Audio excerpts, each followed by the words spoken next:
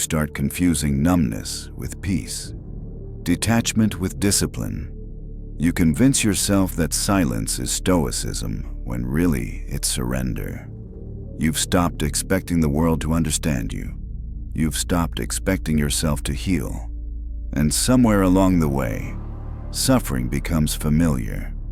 Not because it makes you wiser, but because it makes you invisible to others, and sometimes to yourself. There is a myth quietly repeated in our culture that the more someone has suffered, the deeper they are. That pain refines character like fire purifies gold. But Baltasar Gracian, the Spanish master of strategic wisdom, would disagree. He saw suffering not as proof of depth, but as a test of timing, concealment, and clarity. For him, pain was never a badge. It was a tool, to be used, not worn. He warned, "The wise man does it once what the fool does at last." And too often we suffer like fools, not because we're weak, but because we confuse exposure with truth. There's a kind of fatigue that doesn't look like exhaustion. It doesn't scream or stumble. It doesn't collapse in public. It just tightens, quietly, internally, like something folding inward. A slow, invisible erosion of the self. You don't even realize it at first. You tell yourself you're just stronger now, more mature, less reactive. But deep down, you know what it really is. The cost of suffering without transformation. Some people carry their pain like warriors, others like ghosts. You see it in their eyes, not dead, but not quite alive either. Moving through life with that hollow kind of grace, as if feeling too much has made them stop feeling anything at all. And this is what no one talks about. The aftermath of surviving. The subtle disfigurement of a soul that's endured too much for too long, without ever being witnessed. Arthur Schopenhauer, another philosopher intimately acquainted with the gravity of pain, once wrote, "To live is to suffer, but to survive is to find meaning in the suffering." But here's the paradox. Some people use their suffering to awaken. Others use it to build armor, and then forget how to take it off. That armor becomes their identity, their shield, their silence, and it begins to rot beneath the surface. This isn't a video about healing, not in the way you might think. This is a confrontation with the ways your pain has already started to reshape your instincts, your posture, your presence in the world. You don't need to be a therapist to notice it. You just have to look at how people move, how they speak, or stop speaking. Some carry bitterness in their smile, others carry numbness in their stillness. But all of them are echoing one unspoken truth. I've suffered too much, and I don't know who I am without it. Pain leaves fingerprints on how you walk into a room, on how you end conversations, on the way your voice softens when you talk about dreams, as if you're apologizing for still having any. You might think it's strength. You might call it resilience. But what if it's just resignation? In the next chapters, we'll uncover the 5 brutal signs that suffering has begun to define you more than you define it. And we'll do it through the dark mirror of Baltasar Gracian's brutal clarity, not to shame you, but to wake you. Because if you don't recognize these signs, you'll keep mistaking erosion for evolution, and no one will tell you the difference, not even you. It begins with silence, not the peaceful kind, but the kind that grows out of exhaustion. At first, you think you've simply matured, that you've outgrown emotional chaos, that you've developed a kind of noble detachment.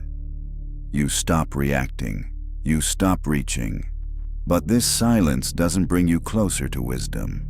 It cages you inside yourself.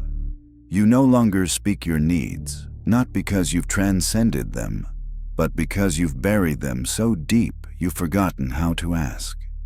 Pain, when left unchecked, doesn't teach resilience. It teaches withdrawal. It turns your nervous system into a sentry, always watching, never resting. You convince yourself that this stillness is power, that your numbness is proof of evolution. But deep inside, you know it's not peace, it's fatigue. The emotional deafness you now wear like armor was never strength. It was self-defense, twisted into identity. You walk through life like someone who's seen too much and now expects too little. You start calling it being realistic. You label others naive for their hope, their joy, their willingness to be moved. And slowly, people begin to read you differently. They don't see calm, they see caution. They don't see stoicism, they see absence. The world stops responding to your silence with respect. It begins to interpret it as vacancy. Gracian once wrote, "Never contend with a man who has nothing to lose." At some point, you became that man, not out of courage, but out of depletion. And yes, people begin to fear you, but they no longer admire you, because fear without presence is emptiness. And you, in trying so hard not to be broken again, have begun to vanish. There is a kind of detachment that liberates, and there is one that isolates. One is rooted in awareness, the other in avoidance. Most people don't know the difference, but your body does. Your dreams do. That tension in your chest when someone asks how you really feel, that's your truth knocking. And yet, you don't answer. You haven't in years. What you call control is often just coldness. What you call balance is often just numbness. And what you mistake for maturity might simply be grief. Still unspoken, still unprocessed, still trying to be felt. Through the cracks in your emotional armor. There's nothing noble about carrying pain so long it calcifies into personality. There's nothing powerful about hiding so well that not even you can find yourself.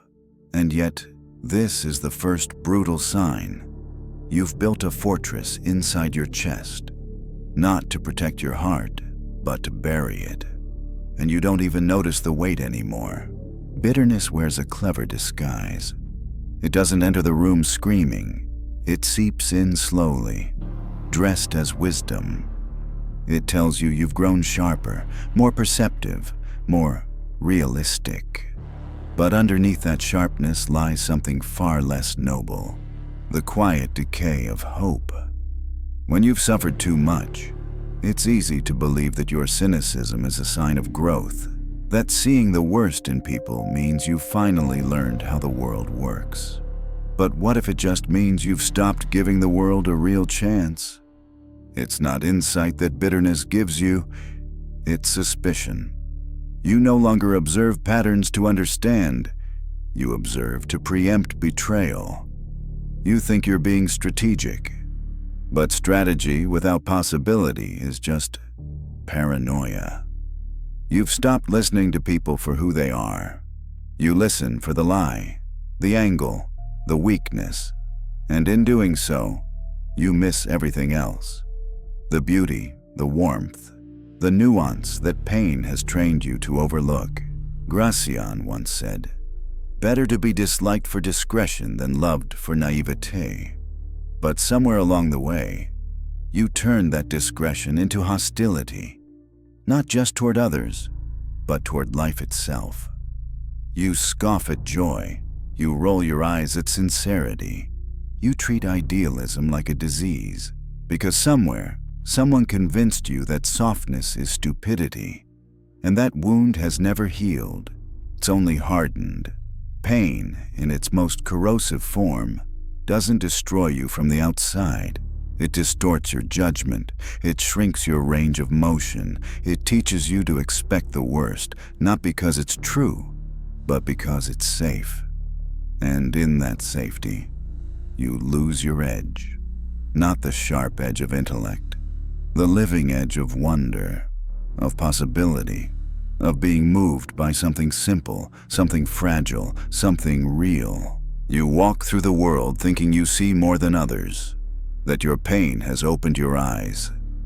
And maybe it has, but it also closed your heart. And without that balance, your vision becomes narrow. Your intellect becomes cold. Your presence becomes heavy. You might be hard to deceive, but you're also hard to love. And you've made that trade without even realizing it. The second brutal sign is this. You've mistaken your armor for awareness. You believe that to be hurt less, you must care less. But that's not wisdom. That's retreat. And every time you call your bitterness intelligence, you kill off a little more of the self that once believed in something better, something fuller, something worth risking for. There's a kind of suffering that whispers instead of wails. It doesn't seek sympathy. It doesn't shout for attention. It waits in silence, with pride. You tell yourself it's dignity, that your ability to endure quietly makes you stronger than those who complain. But deep down, there's something else growing inside that silence. The belief that no one has suffered quite like you. And that belief begins to reshape your soul. You don't ask for help, not because you don't need it, but because you've grown attached to the image of silent nobility. You carry your pain like a hidden trophy, one that no one is allowed to see, but everyone is expected to feel. And when they don't, when they fail to honor your quiet struggle, resentment creeps in, subtle at first, then constant, then corrosive. This is shadow martyrdom, a kind of emotional narcissism that hides beneath humility. You think you're invisible out of principle, but you're also quietly furious that no one has noticed. You crave recognition for what you've survived, but refuse to speak it aloud. You want reverence, not pity. And when it doesn't come, you sink deeper into the belief that others just aren't capable of understanding someone like you. There comes a moment in long-term suffering when calculation begins to feel like a betrayal. You grow tired of measuring your words, tired of emotional chess, tired of waiting for others to meet you with the same level of nuance. And so, you abandon the game entirely. You start saying exactly what you feel, exactly when you feel it. You stop weighing consequences. You confuse bluntness with honesty, reactivity with truth. You call it authenticity, but it's something else. It's fatigue masquerading as freedom. When pain stretches on for too long, subtlety starts to rot. You begin to believe that clarity only comes in extremes, that directness is a sign of strength, when in reality, it might be a symptom of erosion. You no longer shape your presence. You impose it. You no longer navigate complexity. You bulldoze through it. And while it may feel empowering, it quietly strips you of something far more valuable than dominance: depth. Gratian warned of this with a ruthless kind of wisdom. Never open the door to a lesser evil, he said, for other and greater ones invariably slink in after it. The evil here is not just reaction. It's the abandonment of discretion, the belief that strategy is inauthentic, that calculation is manipulation. But in truth, every powerful soul must know when to conceal, when to reveal, when to speak with fire, and when to disappear into silence. But what if they could? What if your isolation isn't evidence of your uniqueness, but a mask for your fear of vulnerability? Because here's the truth most never admit. Sometimes we choose silent suffering because it feels safer than disappointment, safer than asking for love and being met with absence. So we fold ourselves into stories of quiet strength, hoping someone will read between the lines, without us ever having to risk being fully seen. Gracian warned of this dynamic in subtler terms.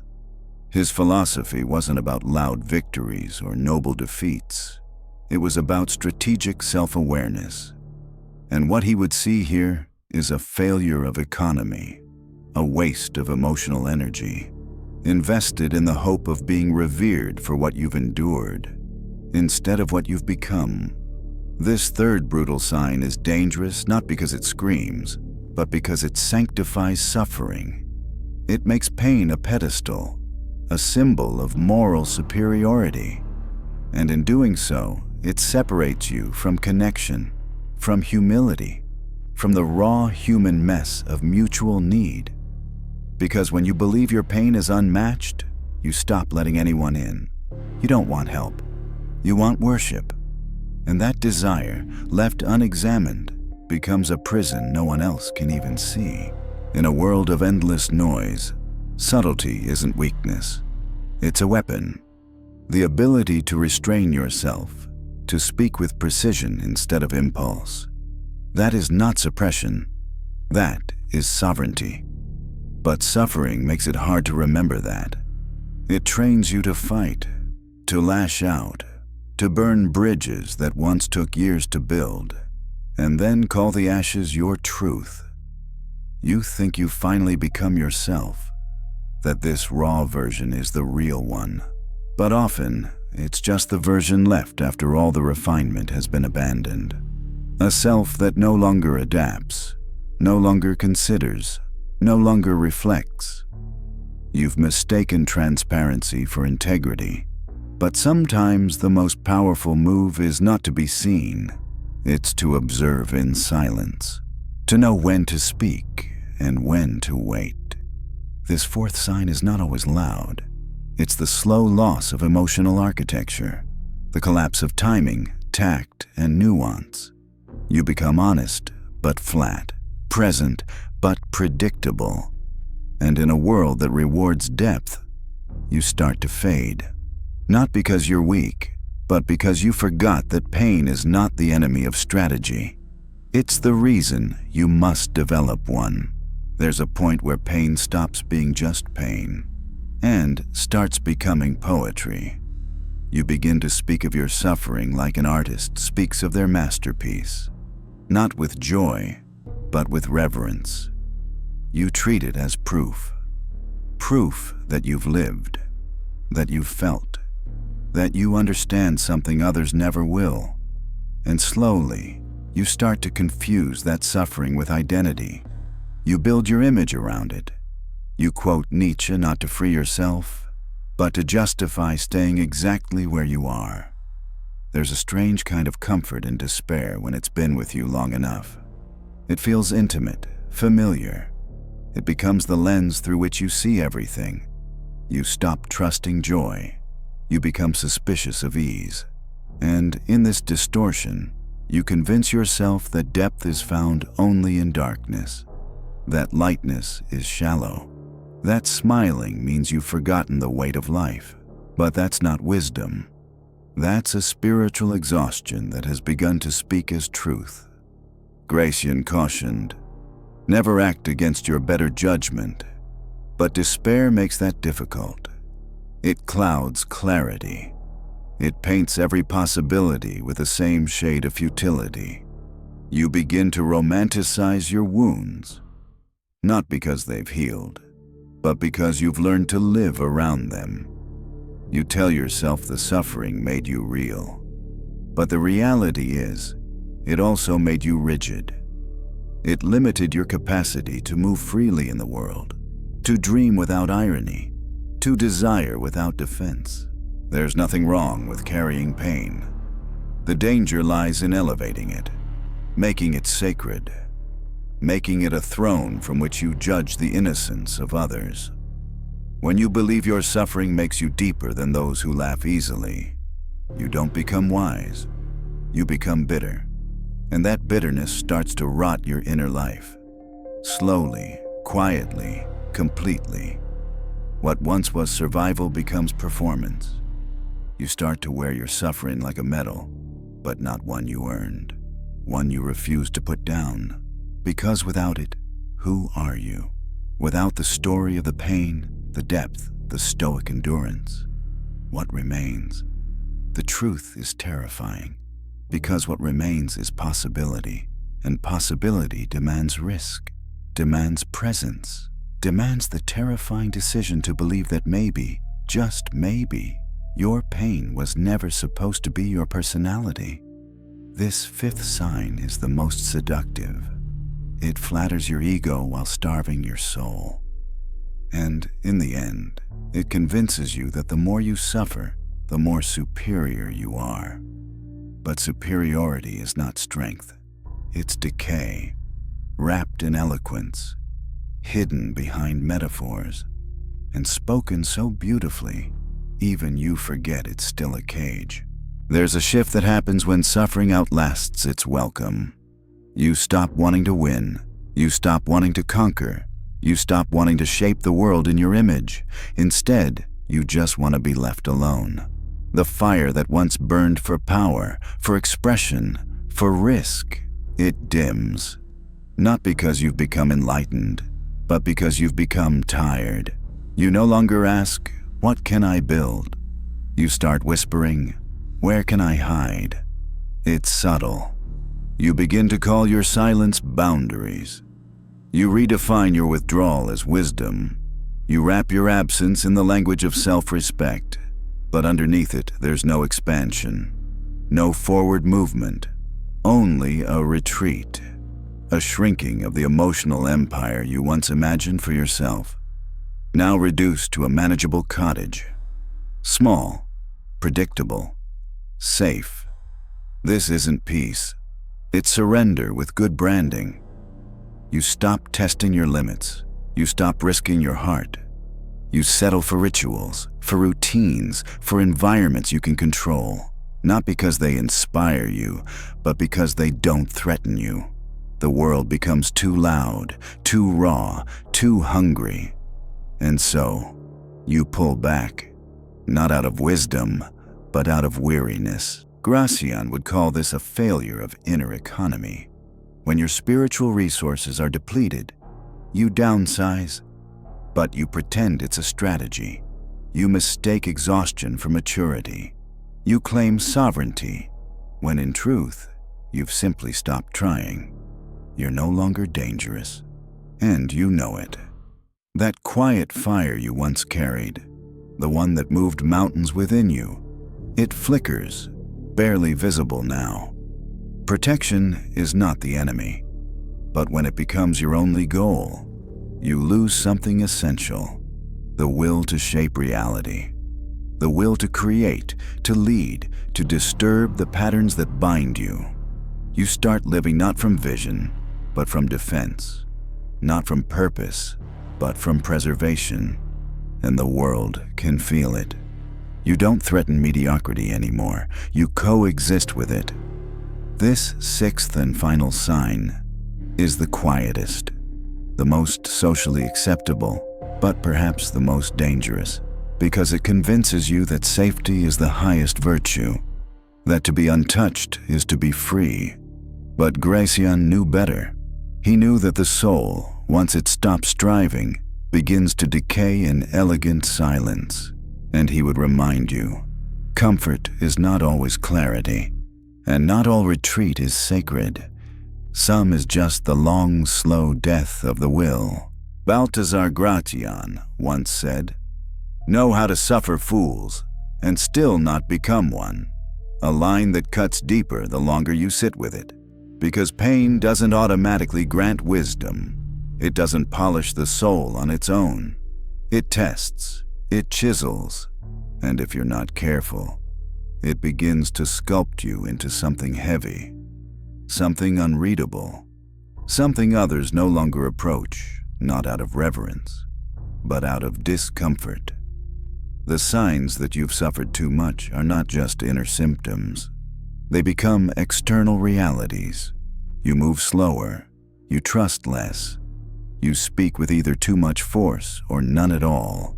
You begin to lose the elasticity of the human spirit, that ability to adapt, to dance, to bend toward life instead of away from it. People begin to read your presence as a warning. not because you are dangerous in the way you once were, but because you've become untouchable in the way only the deeply tired can be. Carl Jung warned of this with haunting clarity. Until you make the unconscious conscious, it will direct your life and you will call it fate. Suffering, when left unchecked, becomes personality. Pain, when unintegrated, starts making your decisions for you. And the most dangerous part? It starts sounding like your voice. You mistake it for instinct, for insight, for you. But it's not you. It's your shadow. Unacknowledged, unexamined, unchecked. These 5 brutal signs are not accusations. They are mirrors. Mirrors held up not to shame you, but to awaken you. Each one is a whisper from the self you buried beneath the weight of endurance. A self that no longer wants to be worshipped for suffering, but recognized for surviving. And more than that, for evolving. Pain is a blacksmith. It doesn't just burn, it shapes. And in that shaping, it leaves you with a choice. To become sharp, precise, silent in your strength. Or to become fragmented, a mosaic of past wounds held together by identity instead of intention. The deeper question isn't, did you suffer? It's, did the suffering sharpen you or shatter you? And more importantly, are you still letting it decide who you are? In a world obsessed with performance, with curated personas and polished grief, perhaps the most radical act is to suffer consciously. Not theatrically, not in secret, but with awareness, with integration, with depth that doesn't isolate, but liberates. Gracian would not tell you to erase your pain. He would not ask you to perform your peace. He would advise something quieter, something fiercer. Remain useful, remain dangerous, but never let pain write your code. Let it sharpen your cipher. Let it carve into you the kind of presence that speaks not of suffering endured,